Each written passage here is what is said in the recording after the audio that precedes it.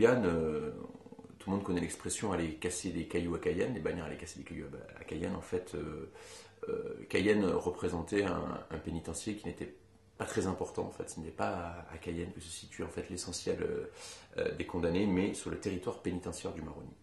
Alors en fait, lorsque les premiers forçats sont arrivés en Guyane, donc en 1852, ils se sont retrouvés tout d'abord aux îles du Salut.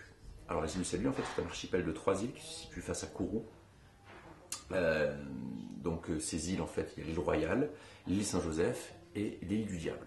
Donc l'île Royale, en fait, était l'île où on concentrait les condamnés dont on voulait assurer une surveillance particulière, parce qu'il y avait quasiment aucune chance d'évasion. L'île Saint-Joseph, en fait, va accueillir à la fin du 19e siècle les locaux de la réclusion cellulaire, où on internait donc les transportés coupables d'évasion essentiellement.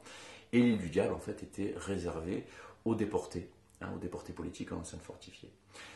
Face aux îles du Salut se situe Kourou, qui est un pénitencier essentiellement agricole, et donc Cayenne qui très rapidement, en fait, à la fin du XIXe siècle, va devenir un centre pénitentiaire de très faible ampleur. Il va y avoir un volant en moyenne de 300 condamnés qui seront essentiellement employés aux travaux de voirie municipaux, à l'entretien de la ville, etc.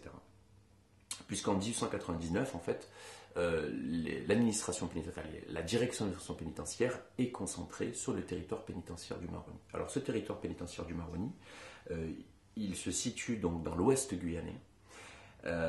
Donc en fait, la ville emblématique de ce territoire, qui a été créée par décret en 1860, c'est la ville de Saint-Laurent-du-Maroni. La ville de Saint-Laurent-du-Maroni a été créée en 1857 et est devenue commune pénitentiaire en 1880. Donc c'est vraiment la ville-bagne, construite par les bagnards pour le bagne. C'est là que se concentre en fait l'essentiel de l'effort de colonisation pénale tenté en Guyane. Et donc autour de Saint-Laurent-du-Maroni, il y a différents camps annexes. Donc comme Saint-Louis, Charvin, Léat et le nouveau camp. Et juste au-dessus de Saint-Laurent-du-Maroni, à environ 15 km, se situe Saint-Jean-du-Maroni. Alors Saint-Jean-du-Maroni, en fait, c'était le pénitencier qui était réservé aux relégués.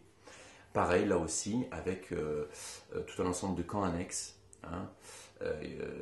qui formaient donc réseau autour de ce pénitencier.